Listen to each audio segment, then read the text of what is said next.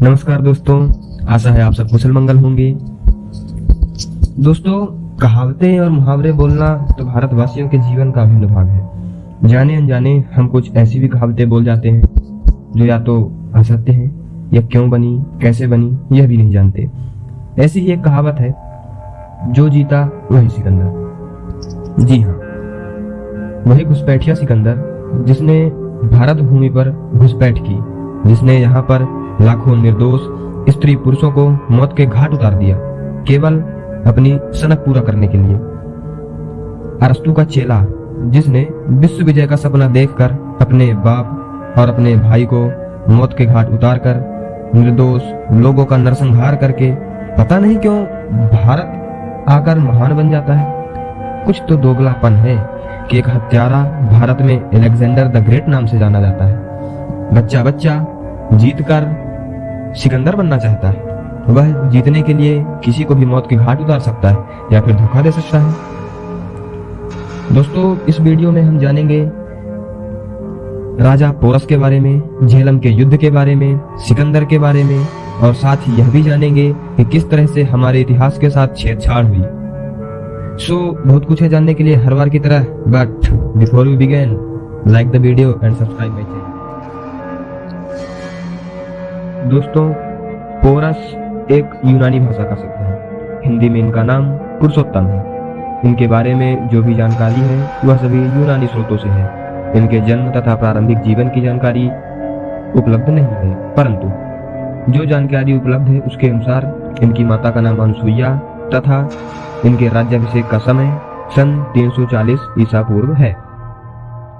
दोस्तों, यवनी लेखक ने इनके आकार के बारे में चर्चा करते हुए बताया है कि जिस प्रकार सिकंदर घोड़े पर बैठने में दिखता था, उसी प्रकार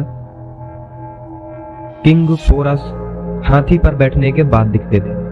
मतलब स्पष्ट है,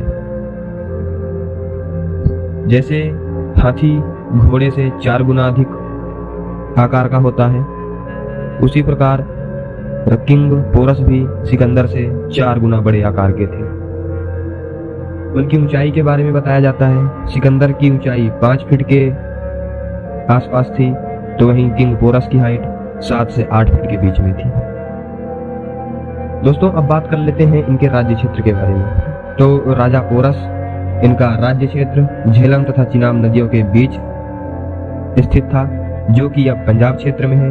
इनके पश्चिम में गांधार महाजनपद था, जिसकी राजधानी तक्षशिला थी, जहां विश्व का सबसे पुराना विश्वविद्यालय था। साथ ही कूटनीतिक चाणक्य भी यहीं पर अध्यापन कार्य कर रहे थे। इनके पूर्व में मगध महाजनपद थी, जहां पर नंद वंश का शासन था। दोस्तों, यहीं से एक बात ध्यान आ गई।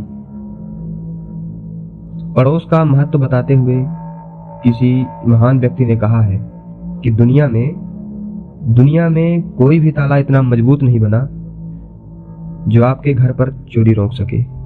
ऐसा कोई कैमरा नहीं बना जिससे चोर डरे।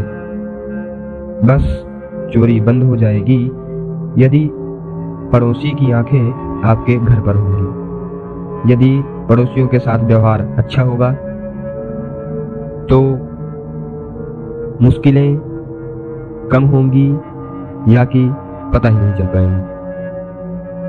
एक बार पुरु ने आक्रमण कर गांधार पर अपना आधिपत्य स्थापित कर देता है। उस समय राजकुमार आंधिक छोटा होता है। अब वह मन ही मन पुरु से बदला लेने की योजनाएं बनाने लगता है। जब वह राजपाट संभालता है तथा पश्चिमी क्षेत्रों में हो रहे सिकंदर के आक्रमणों को वह अवसर के रूप में देखता है। सिकंदर मकदूनिया का राजकुमार था तथा अपने पिता तथा भाई को मौत के घाट उतारकर राजा बना था।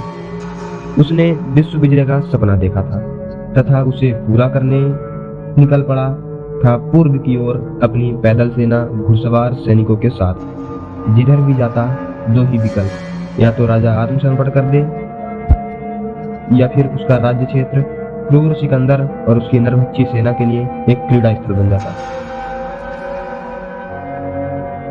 सिकंदर मकदूनिया का राजकुमार था तथा अपने पिता और अपने भाई को मौत के घाट उतारकर राजा बना था। उसने विश्व विजय का सपना देखा था तथा उसे पूरा करने निकल पड़ा था पूर्व की ओर अपनी पैदल सेना घुड़सवार सैनिकों के साथ। जिधर भी जाता दो ही विकल्प, या तो राजा आत्मसमर्पण करते या फिर उसका राज्य क्षेत्र क्रूर सिकंदर और उसकी नरभक्षी सेना के लिए एक क्रीड़ा स्थल बन जाता था। फिर तो क्या बच्चे, क्या बूढ़े, क्या पुरुष, क्या महिला, सबको मौत के घाट उतार दिया जाता था। लूटपाट, आगजनी, कत्ल, बलात्कारों का तो नंगा नाच होने लगता। दोस्तों, किसी व्यक्ति ने ऐसे ही नहीं कहा है कि दुनिया में जब भी युद्ध हुए हैं, जिसके भी बीच में युद्ध हुए हैं, उसकी कीमत हमेशा वहां रह रहे औरतों को चुकाना पड़ता है। यह एक कटु सत्य है, यह हमें और आपको मानना ही होगा। दोस्तों, गांधार के राजा अंबिक ने बिना लड़े ही सिकंदर के सामने आत्मसमर्पण कर दिया। उसका राज्य यवन सैनिकों का क्रीड़ा स्थल बन गया। लेकिन उसको इन सब से कोई मतलब नहीं था, वह तो पुरुषोत्तम से बदला लेना चाहता था। दोस्तों, सिकंदर की एक स्ट्रेटजी थी। सिकंदर क्या करता था, पहले अपने दूत भेजकर राजाओं को आत्मसमर्पण करने के लिए कहता था। अगर कोई राजा इस प्रस्ताव को ठुकरा देता तो उसे यवनी सेना का प्रकोप झेलना पड़ता। पोरस के साथ भी यही हुआ।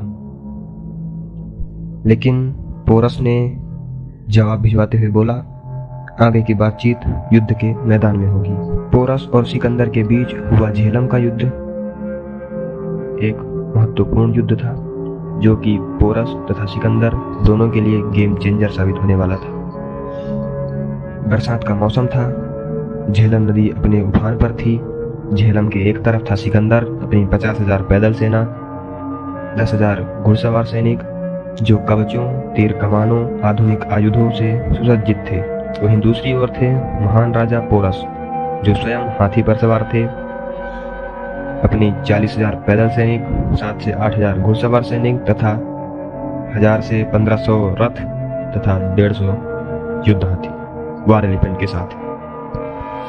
दोस्तों, सबसे बड़ी बात इस युद्ध की थी कि यवनों ने अपने जीवन में पहली बार हाथी देखे थे।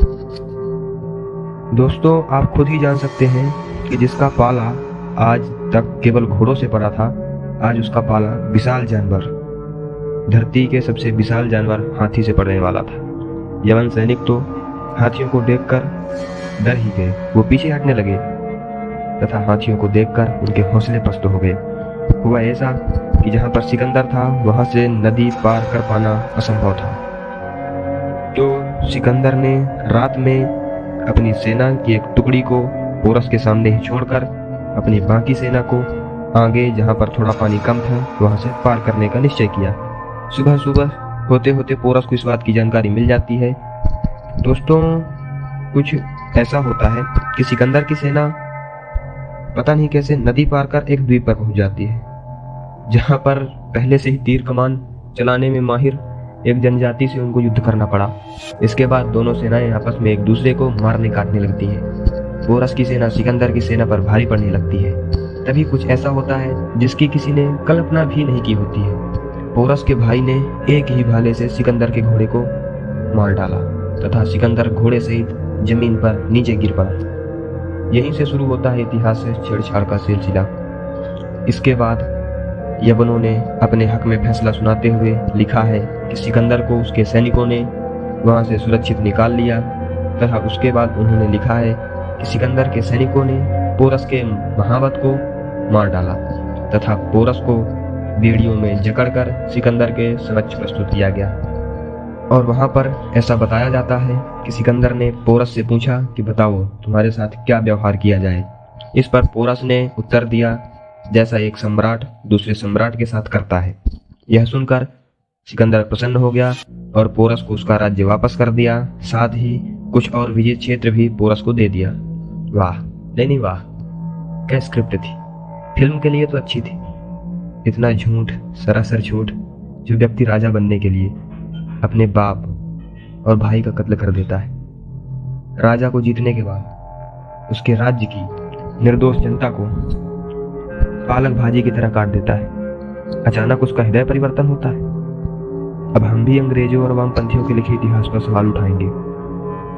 इनकी तो आदत ही है अपने को महान बताना और भारत को अपने से कमतर आंकना, और भारत के इतिहास के बारे में ये झूठ बोलना, चाहे वह प्रौद्योगिकी के क्षेत्र में हो, चाहे आर्यों के थ्योरी हो, चाहे वेदों की प्रमाणिकता हो, हर मोर्चे पर इन्होंने झूठ बोला है। अब तो इन पर विश्वास ही नहीं किया जा सकता। दोस्तों, वहां पर हुआ ऐसा कि जब सिकंदर ने अपनी सेना की दुर्दशा होते देखी तो एक बार फिर संधि पत्र पोरस के पास भेजा तथा इस युद्ध के बदले उसने अपने विजित प्रदेश भी देने को तैयार हो गया और वहीं से वापस भी लौट गया अपने वतन को, क्योंकि अगर आगे बढ़ने को चाहता तो आगे एक और विशाल सेना का सामना करना पड़ता, वह भी मगध के नंद वंश की। इस तरह से युद्ध का अंत हुआ और आने वाले 1000 से 1200 सालों तक किसी की हिम्मत भी नहीं हुई भारत की तरफ आंख दिखाने की। लेकिन इनका दोगलापन तो देखिए, लात भी हमी से खाके और यहीं पर महान बन जाते हैं और कहावत बन जाती है, जो जीता वही सिकंदर, जबकि होना चाहिए जो जीता वही पुरुषोत्तम। दोस्तों, अगर यवन इस तरह से इतिहास के साथ छेड़छाड़ करेंगे तो हम तो सवाल पूछेंगे। सवाल नंबर 1, अपने बाप का कत्ल करने वाला, निर्दोष लोगों को काटने मारने वाला युद्ध से प्रसन्न हो गया, पुरु से प्रसन्न हो गया और अपना जीता हुआ क्षेत्र भी दे दिया। उसके बाद वह आगे क्यों नहीं गया, वहीं से क्यों अपने देश वापस लौट गया? और अगर उसकी सेना थक चुकी थी युद्धों से तो वापस जाकर उन्होंने अपने क्षेत्र में क्यों युद्ध किया, यहाँ से क्यों वापस लौट गए? दोस्तों, पिक्चर शीशे की तरह क्लियर है। यहाँ पर उसे ऐसी शिकस्त मिली, उसका हौसला विश्व विजय करने का पस्त हो गया। उसने यहाँ से पीछे जाना है में ही अपनी भलाई समझी और अपनी सेना को लेकर चुपचाप भारत से पीछे लौट गया, क्योंकि अभी तक उसका पाला ऐसे राजाओं से नहीं पड़ा जो युद्ध में उसको मार सके। तमाम सवाल उठेंगे और जवाब भी देना ही पड़ेगा। खैर, अब विदा दीजिए अपने होस्ट और दोस्त शिवम तिवारी को।